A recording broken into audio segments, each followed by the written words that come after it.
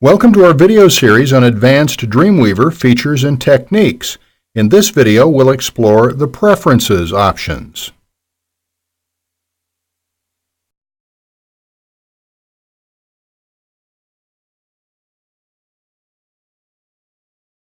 Through the Edit menu and the Preferences screen, you have a lot of flexibility about the Dreamweaver work area.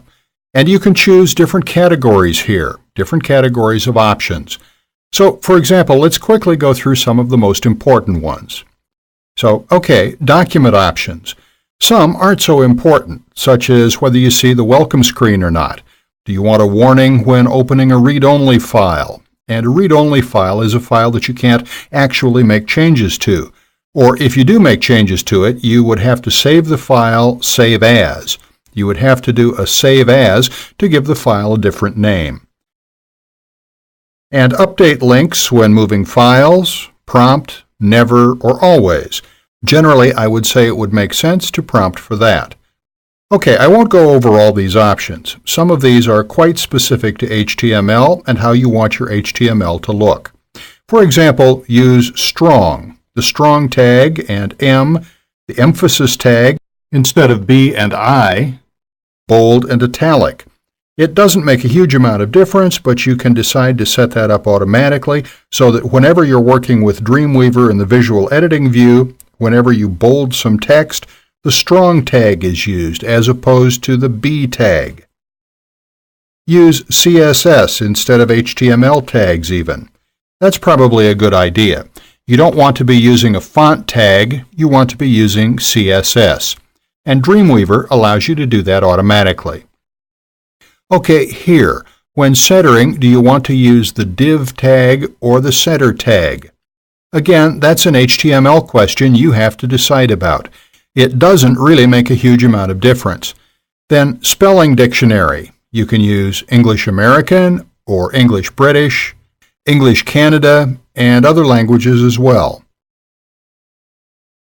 I've jumped down to code coloring now, the code coloring category.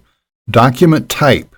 You can change the automatic color coding of the code of the document type you're working on here, and then change the coloring scheme if you wish.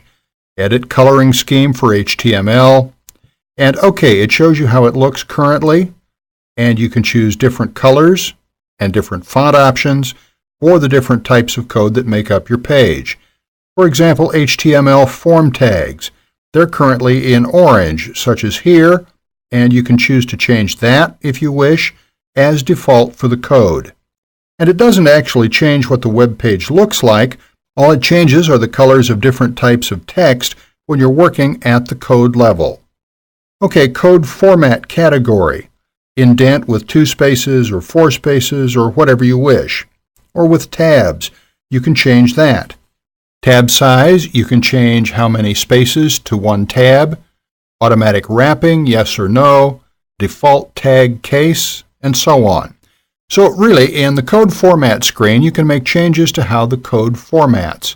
In code coloring, you can make changes to how the code is colored. In code format, you can make changes to how it indents, and so on. Code hints. The code hints, as it's called, is when Dreamweaver gives you prompts about the code you're typing, so you can affect how that works here.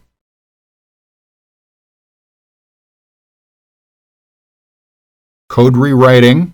Rewriting code. Do you want to fix invalidly nested and unclosed tags? It's probably a good idea to fix that automatically. Do you want to rename form items when pasting? Probably a good idea. Again, this is a more advanced HTML feature, so if you understand HTML form items, that would make sense. Remove extra closing tags. Not a bad idea. Warn when fixing or removing tags. Potentially. Never rewrite code in files with the following file extensions. And you can specify which file extensions for which code is never rewritten. Special characters, and so on. Copy and paste.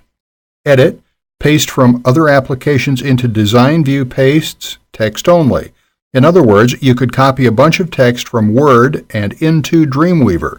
Do you want only the text to appear? Do you want the text with structure to appear? Do you want the text with structure plus basic formatting to appear? Or do you want text with structure and full formatting to appear?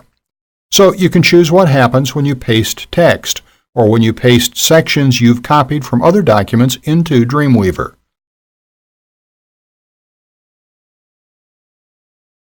Okay, CSS styles. You can see that some of these are very nitty-gritty and won't make a lot of difference in day-to-day use.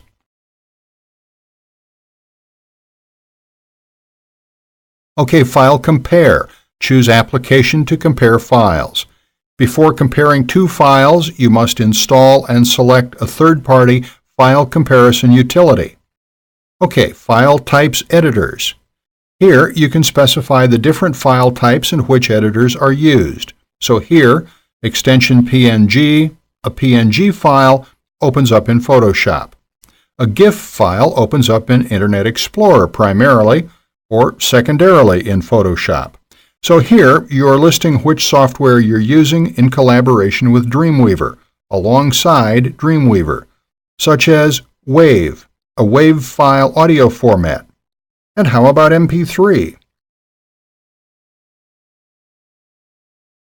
Okay, by default the editor is WM Player, Windows Media Player, but you could add more if you wish. So for adding more software to work alongside Dreamweaver, you could just look through your program file and choose specific software. Okay, now I'll jump down to invisible elements. Which invisible elements on the page should show in the visual editing screen, in the visual editing mode? And again, if you're getting into this level of Dreamweaver, it's a huge help to understand HTML and what these tags mean.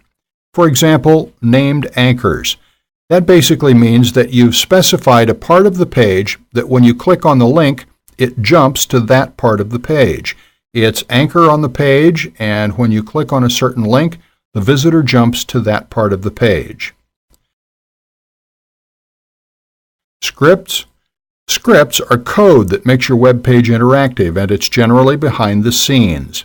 Do you want to make that a visible element? Comments?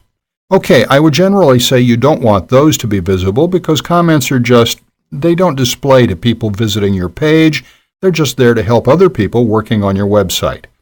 For example, in this part of the page I've used tables. If you make any changes, so you can just include some notes to help other people work on your web pages. Line breaks, client-side image maps, embedded styles, hidden form fields, and so on. I would say that in many cases the default options should be fine unless you really want to spend time looking through these and customizing these for your Dreamweaver work area. Okay, category, new document. What are the default options? What is the default document type? Generally, I would say HTML, but if you do a lot of programming in Dreamweaver, you may wish for that to be PHP, for example, or ASP. Okay, HTML, default extension, .html, but you can change that. Default document type. By default, it's gone to XHTML 1.01 transitional, and you can change that to HTML 4.01 if you wish, if you want to be slightly more old-fashioned. Default encoding, Unicode. That's generally fine. Okay, we've really touched on preview and browser in a previous video. In the site category, you can specify certain options for when you're managing your site in Dreamweaver. For example, FTP connection. Disconnect after 30 minutes idle. You can change that to less or more if you wish. FTP timeout, 60 seconds, and so on. And here you can specify validator options.